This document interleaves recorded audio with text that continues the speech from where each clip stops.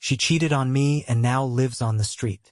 Looking back, I suppose the signs were always there, small and easy to overlook. Emily and I had been married for nearly a decade, our lives intertwined with routines and shared memories. To the outside world, we were the picture of a happy couple. A cozy house in the suburbs, successful careers, and a social calendar filled with dinner parties and weekends spent with friends. But beneath the surface, the cracks were already forming. It started innocently enough, or at least that's what I told myself. Emily began coming home later than usual, her explanations vague but plausible.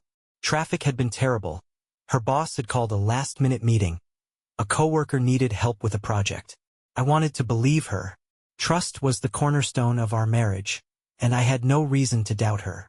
But doubt has a way of creeping in, insidious and persistent. The first real red flag came on a quiet evening at home. Emily was sitting on the couch, scrolling through her phone, when she suddenly tilted the screen away from me. It was a subtle move, almost imperceptible, but it set off alarm bells in my mind. When I asked what she was looking at, she brushed it off with a laugh, claiming it was just a meme a friend had sent. I didn't press her, but the moment stayed with me. As the weeks went on, those small moments began to pile up. Emily's phone, once left carelessly on the kitchen counter or bedside table, was now always within arm's reach. Locked with a passcode I hadn't seen her use before. She started dressing differently, her outfits more polished and deliberate than her usual casual style. When I commented on the change, she shrugged and said she'd been inspired by a fashion blog. At first, I told myself it was all in my head. People change, I reasoned. Emily was allowed to have her own life, her own interests. But the unease gnawed at me, a constant presence in the back of my mind. It wasn't until I stumbled upon the receipt that my suspicions began to solidify. The receipt was tucked inside her purse, a crumpled slip of paper from a boutique hotel downtown. The date and time matched an evening she had claimed to be working late. My heart sank as I stared at the piece of paper, the implications crashing over me like a tidal wave. I wanted to confront her right then and there, but something held me back. I needed more than a scrap of paper. I needed the truth. That night, as Emily slept beside me, I made a decision. If she was hiding something, I was going to find out. I started small, combing through her social media profiles and looking for inconsistencies. Then I checked our shared bank account, noting several charges I didn't recognize. Boutique hotels, high-end restaurants, a suspiciously expensive gift shop, all expenses that didn't align with her usual spending habits. I'll admit it felt wrong to snoop, but the nagging suspicion wouldn't let me rest. I needed answers, even if I wasn't sure I wanted to know the truth. Eventually, I contacted a private investigator, someone who could dig deeper than I ever could. It felt like a drastic step, but I was past the point of second-guessing myself. I needed to know what was happening, no matter the cost. The investigator's report arrived a week later, a manila envelope filled with photographs and detailed notes. I opened it with trembling hands, my heart pounding as I braced myself for what I was about to learn. The pictures were grainy but clear enough to recognize Emily. She was leaving the same boutique hotel, arm in arm with a man I didn't recognize. The notes confirmed what I had feared. Emily had been meeting him regularly, their rendezvous carefully timed and concealed. I stared at the evidence, a mixture of anger and heartbreak coursing through me. This wasn't just a moment of weakness or a lapse in judgment. This was a deliberate betrayal orchestrated over weeks, maybe months. The woman I had built a life with, the woman I had trusted implicitly, had been living a double life. But as the initial shock wore off, a new emotion began to take hold. I was no longer content to sit idly by, a passive observer in my own life. If Emily thought she could deceive me and get away with it, she was sorely mistaken. I wasn't just going to confront her. I was going to make her regret every lie, every betrayal, every moment of disrespect. I spent the next few days formulating a plan, one that would ensure Emily faced the full consequences of her actions. It wasn't enough to simply confront her and demand an explanation. I wanted her to feel the weight of her choices, to understand the magnitude of what she had thrown away. The first step was securing my position. I met with a lawyer, laying out the evidence I had gathered and discussing my options. Together, we worked out a strategy to protect my assets and ensure that Emily couldn't manipulate the situation to her advantage. I also began documenting everything: text messages, financial records, even conversations we'd had about her supposed late nights at work. Every detail was meticulously recorded, a paper trail that would leave no room for doubt. Next, I made arrangements to separate our lives as much as possible. I opened a new bank account, rerouted my direct deposit, and updated the passwords on all my personal accounts. I wanted to make sure that when the time came, I could sever ties with her quickly and cleanly. Once the logistics were in place, I turned my attention to the confrontation itself. I didn't want a screaming match or a dramatic scene. I wanted control. I envisioned the moment in vivid detail, rehearsing what I would say and how I would present the evidence. I imagined the look on her face when she realized her lies had been exposed, the weight of her betrayal crashing down around her. But more than anything, I wanted her gone. The house that had once been our sanctuary, our shared space, now felt tainted by her deception. I couldn't stand the thought of her living under the same roof, pretending everything was fine. She had made her choice, and now she would have to live with the consequences. As I prepared for what was to come, I felt a strange sense of calm. The anger and sadness that had consumed me were still there, but they were tempered by a newfound clarity. I knew what I had to do, and I was ready to see it through. The day of the confrontation arrived with an almost surreal stillness, as if the world itself were holding its breath in anticipation. I had spent weeks preparing for this moment, ensuring that every detail of my plan was airtight. There was no room for error, no space for second-guessing. The evidence was irrefutable, the strategy meticulously calculated. All that remained was to execute it. Emily left for work that morning as she always did, kissing me on the cheek and telling me she'd be home late. Her deceit was almost impressive in its consistency, the casual ease with which she wove her lies into the fabric of our daily life. I watched her drive away, her taillights disappearing down the street, and felt a grim sense of resolve settle over me. By the time she returned, everything would be in place. The first step was securing the house. I had already contacted a locksmith to change the locks on every exterior door, ensuring that Emily wouldn't be able to simply waltz back in once she realized what was happening. The locksmith arrived promptly, working with a quiet efficiency that mirrored my own. Within an hour, the house was no longer hers. Next, I packed her belongings. It was a cold, methodical process, each item a reminder of the life we had built together and the lies that had destroyed it. I didn't bother separating essentials from sentimental items. Everything went into boxes, labeled and stacked neatly in the garage. Her presence in this house was over, and I wanted her to feel the weight of that finality. Finally, I set the stage for the confrontation itself. The evidence, the photos, the bank statements, the messages, was laid out on the dining table, a damning tableau that left no room for denial. I had even printed out a timeline of her deceit, each entry meticulously documented and cross-referenced. This wasn't just a confrontation. It was a reckoning. Emily arrived home later than usual, her heels clicking against the driveway as she approached the door. When she found the lock unyielding, confusion flickered across her face.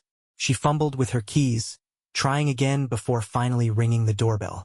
I opened the door, my expression neutral, and stepped aside to let her in. She hesitated, sensing that something was off, but eventually crossed the threshold. I didn't say anything at first, letting the silence speak for itself. Her eyes darted around the house, taking in the boxes stacked in the garage, the absence of her belongings from the living room. When her gaze fell on the dining table, her face paled. She walked over slowly, her hand trembling as she reached for the top photo. It was a picture of her and the man I now knew to be her lover, leaving the boutique hotel together. I watched as realization dawned on her, her expression shifting from confusion to horror to a kind of desperate defiance. She opened her mouth to speak, but I cut her off with a gesture, pointing to the timeline. I had no interest in her excuses or attempts at deflection. This wasn't a discussion. It was a declaration. I laid out everything, my tone calm but unyielding. I recounted the late nights, the suspicious expenses, the carefully orchestrated lies. I showed her the photos, the bank records, the messages. Each piece of evidence was a nail in the coffin of our marriage, a testament to the depth of her betrayal. She tried to deny it at first, then to justify it, but her words rang hollow. The truth was undeniable, and we both knew it. When she finally fell silent, I told her what would happen next. She was to leave the house immediately, taking only what she could carry. The rest of her belongings would be delivered to a storage unit I had rented in her name. The locks had already been changed, and I had filed the necessary paperwork to begin divorce proceedings. She would receive the documents within the week. Her reaction was a mixture of disbelief and outrage. She accused me of overreacting, of acting out of spite, but I remained unmoved. This wasn't about revenge. It was about reclaiming my life and ensuring that she faced the consequences of her actions. Her protests grew louder, more desperate, but I stood firm. The decision had been made, and there was no turning back. Emily packed a bag in silence, her movements robotic and her face a mask of fury and shame. I stood in the doorway, watching as she loaded the bag into her car. She turned to me one last time, her eyes filled with a mixture of anger and regret. I said nothing, simply closing the door as she drove away. The silence that followed was deafening, the house feeling both emptier and freer than it had in years. I sat at the dining table, staring at the evidence that had once consumed me. It was over. She was gone. And yet, I didn't feel the sense of triumph I had expected. There was no satisfaction, no vindication, just a hollow emptiness where my marriage had once been. In the days that followed, I began the process of rebuilding. I met with my lawyer to finalize the divorce proceedings, ensuring that everything was handled quickly and cleanly. I reached out to friends and family, leaning on their support as I navigated the emotional fallout. And I began to reclaim the house, removing traces of Emily's presence and creating a space that felt entirely my own. But the journey was far from over. While the confrontation had been a necessary step, it was only the beginning. The wounds of betrayal ran deep, and the road to healing would be long and difficult. I knew I would face moments of doubt and anger, moments when the weight of it all felt unbearable. But I also knew that I had made the right choice, that I had taken the first step toward a life free from deception. The days after Emily's departure were eerily quiet, like the calm after a storm. For the first time in years, the house belonged entirely to me. The silence, once oppressive, now felt like a clean slate, an empty canvas on which to paint a new life. But the emptiness wasn't just physical. It was emotional, a hollow ache that gnawed at the edges of my resolve. The reality of what I'd done began to sink in. Kicking Emily out of the house had been cathartic in the moment, a decisive action that symbolized my refusal to be a victim. But now that she was gone, I was left with the pieces of a life that had been shattered by her betrayal. The anger that had fueled me through those first days began to fade, leaving behind a complex tangle of emotions. Sadness, regret, and a lingering sense of disbelief. I threw myself into the task of rebuilding, both physically and emotionally. The house, once a shared space filled with reminders of our life together, became my first project. I replaced the furniture Emily had picked out, repainted the walls, and redecorated the rooms. Each change felt like reclaiming a piece of myself, a way to create a home that reflected who I was without her. But the emotional rebuilding was far more difficult. I began attending therapy, hesitant at first but quickly realizing how much I needed it. My therapist helped me unpack the layers of betrayal and the years of unspoken resentment that had festered in my marriage. She helped me see that while Emily's actions had been unforgivable, the cracks in our relationship had been there long before her affair. It was a bitter pill to swallow, but one that gave me clarity. I also leaned on my friends and family, many of whom had been unaware of the turmoil in my marriage. Their support was a lifeline, reminding me that I wasn't alone in this. Some were shocked by the extent of Emily's betrayal. Others, more perceptive, admitted they'd seen signs of trouble long before I had. Their honesty, while painful, was invaluable in helping me confront the truth. About a month after Emily left, I received a call that reignited the storm I thought I'd left behind.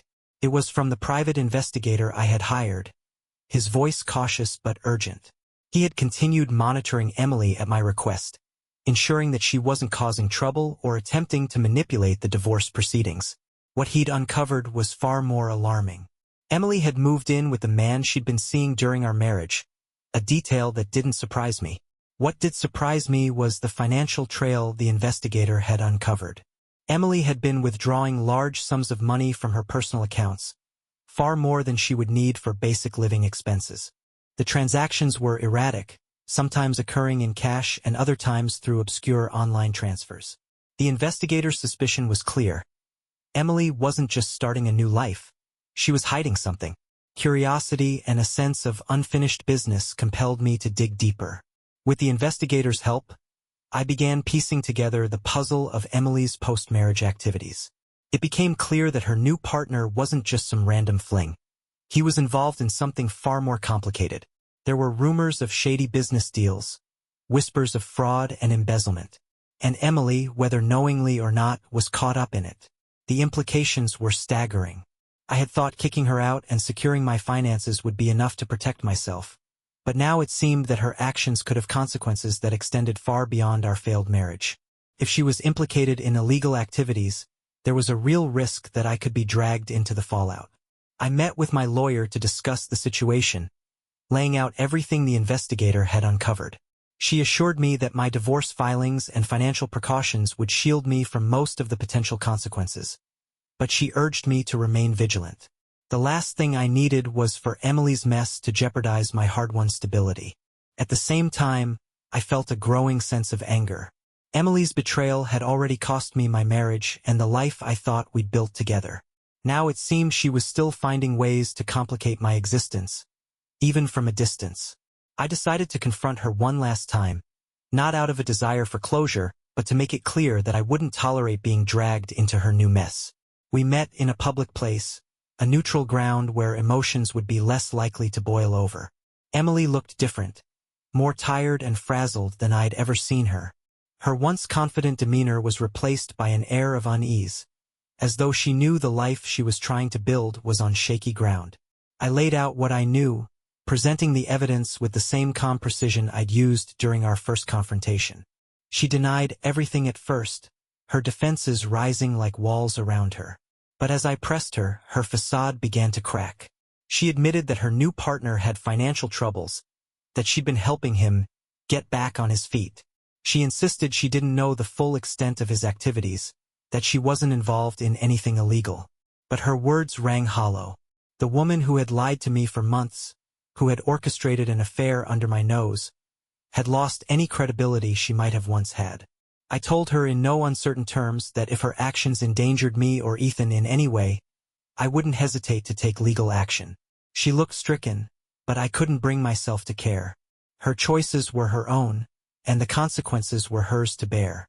After that meeting, I felt a sense of finality that had been missing before. Emily's life was no longer my concern. Her problems no longer mine to solve. I focused my energy on the things that mattered. My career, my friends, and most importantly, Ethan. He had been my anchor through all of this, his resilience a constant reminder of what was truly important. As the months passed, the weight of Emily's betrayal began to lift. The house, once a battleground, became a sanctuary. The routines I built with Ethan became the foundation of a new life, one that was simpler and more honest than anything I'd known before. And while the scars of the past remained, they were a reminder of my strength, a testament to the fact that I had survived. The weeks following my final confrontation with Emily marked a turning point. For the first time in what felt like years, I began to feel a semblance of control over my life. The toxic presence of her lies and betrayal had been excised, and the clarity that followed allowed me to focus on rebuilding. Yet, as much as I tried to move forward, the lingering tendrils of her actions refused to let go entirely. It started with a knock on the door one crisp autumn morning. I wasn't expecting anyone, so when I opened the door to find two men in suits flashing their badges, my heart sank. They introduced themselves as federal agents investigating a series of financial crimes. Their questions were sharp and direct, centering around Emily and her new partner. I felt the weight of their inquiry settle over me like a heavy cloak. As I sat with the agents, answering their questions as best I could, it became clear that Emily's new partner, and by extension, Emily herself, was at the center of a sprawling investigation.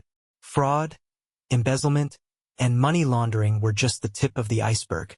While they assured me that I wasn't a suspect, they made it clear that my proximity to Emily during her crimes, and my role as her former husband, meant I wasn't entirely in the clear.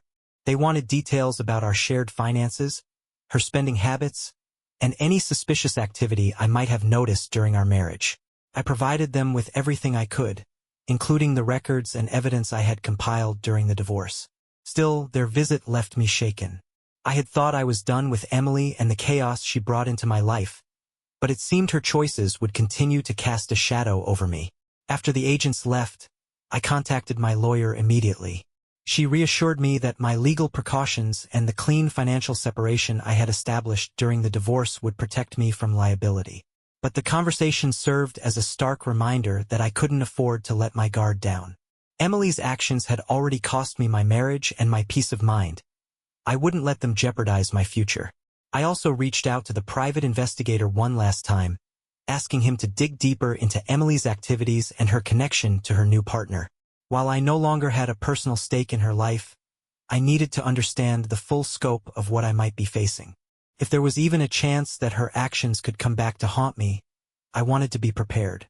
Despite the ongoing uncertainty, life continued. Ethan and I settled into a new routine, one that revolved around stability and simplicity. Our evenings were filled with homework, soccer practice, and quiet dinners at the kitchen table. He seemed happier, more at ease now that the tension that had once permeated our home was gone.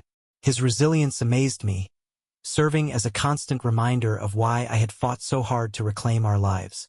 One evening, as we sat on the couch watching a movie, Ethan turned to me and asked a question that stopped me in my tracks. "Do you think Mommy will ever come back?" His voice was quiet, his eyes searching mine for an answer I didn't know how to give. I took a deep breath and told him the truth as gently as I could. I explained that while Mommy loved him, her choices meant that she couldn't be part of our lives in the same way anymore. I reassured him that he wasn't to blame, that none of this was his fault. He nodded, his expression thoughtful, and then leaned against me, his trust in me unshaken. In that moment, I felt an overwhelming sense of purpose. Whatever challenges lay ahead, I would face them for him. A week later, the private investigator delivered his final report. What he uncovered was both shocking and oddly validating. Emily's new partner had been running a complex web of fraudulent businesses, using her as both an accomplice and a scapegoat. She had signed documents, opened accounts, and facilitated transactions, likely under the guise of helping him, but the paper trail pointed overwhelmingly to her involvement. What surprised me most was a single detail buried in the report.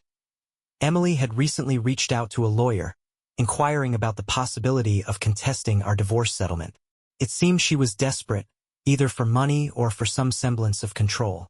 The thought of her trying to claw her way back into my life filled me with a cold, quiet rage. Armed with the investigator's findings, I took action. I met with my lawyer again, presenting the new evidence and outlining my concerns. Together, we filed a formal statement with law enforcement, distancing myself further from Emily's activities and reinforcing the protections I had already put in place. I also updated my will, ensuring that Ethan's future would be secure no matter what happened. But I wasn't content to stop there. I wanted Emily to understand, unequivocally, that she no longer had any power over me. I sent her a letter through my lawyer, outlining the evidence we had gathered and making it clear that any attempt to contest the divorce would be met with swift legal action. It was a calculated move, one designed to send a message. I was done playing her games. In the aftermath of these events, I found myself reflecting on the journey that had brought me to this point. The man who had once been blindsided by his wife's betrayal was gone, replaced by someone stronger, more resolute. The pain and anger that had once consumed me had given way to a quiet determination, a commitment to building a life that was honest and fulfilling. Emily's influence over me had finally waned, her presence reduced to a cautionary tale rather than a source of pain. I couldn't control what choices she made or what consequences she faced, but I could control how I responded.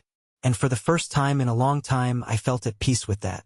Ethan and I continued to move forward, our lives defined not by the past but by the possibilities of the future. There were still challenges, of course, but they no longer felt insurmountable. Together, we had weathered the storm, and now we stood on the other side, ready to embrace whatever came next. Months passed, and the storm that Emily had unleashed on my life began to subside. The legal battles, the federal investigations, and the emotional turmoil all started to feel like distant memories. But as much as I wanted to believe the chaos was behind me, I knew that closure wasn't something that came easily. It had to be earned, fought for, and claimed. Ethan and I had built a new life together, one filled with simplicity and honesty. The house, once a battleground of tension and betrayal, now felt like a sanctuary. I had filled it with laughter, with light, with moments that reminded me of what really mattered. And yet, the shadow of Emily's actions lingered at the edges, a reminder of how fragile trust could be.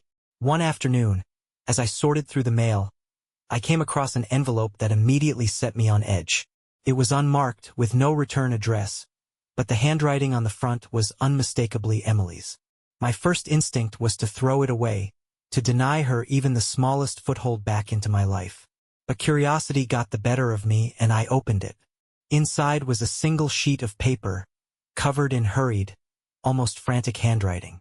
Emily's words spilled across the page, a mix of apologies, explanations, and pleas for understanding. She claimed that she had been manipulated by her new partner, that she had never intended to get involved in anything illegal. She wrote about her regret, about how much she missed Ethan, about how she wanted to make things right. But it wasn't her words that caught my attention. Tucked inside the envelope was a second piece of paper, a bank statement. The account wasn't hers or mine. It was her partner's, and the transactions detailed a series of payments that matched the amounts Emily had withdrawn before our divorce. It was a smoking gun, evidence that tied her partner directly to the crimes she had been implicated in. I sat with the letter and the bank statement for hours, my mind racing. Emily's actions had cost me so much. My trust, my peace, my marriage. And yet, this piece of evidence could be the key to clearing her name and ensuring that her partner faced justice. I found myself at a crossroads, torn between my anger and my sense of responsibility.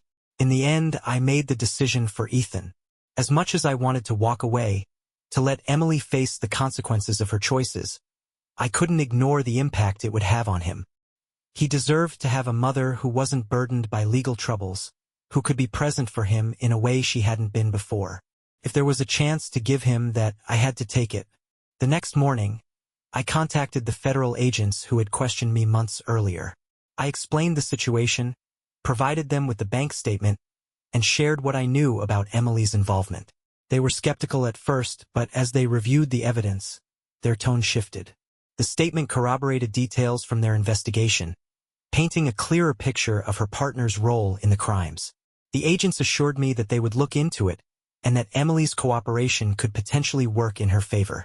I didn't tell her what I had done, nor did I have any intention of contacting her again. My role in her life was over. My responsibility was to Ethan and to myself. A few weeks later, I received word that Emily's partner had been arrested, charged with multiple counts of fraud and embezzlement. Emily's involvement was still under scrutiny, but the evidence I had provided gave her a chance to negotiate a plea deal. She reached out to me again, this time through her lawyer, expressing her gratitude. I declined to respond. Her thanks didn't matter to me. What mattered was that Ethan's future was no longer overshadowed by her mistakes. In the months that followed, Emily's visits with Ethan became more regular. They were supervised at first, but as she demonstrated her commitment to rebuilding her life, the restrictions eased. I remained cautious, keeping a close eye on their interactions and ensuring that Ethan's well-being always came first.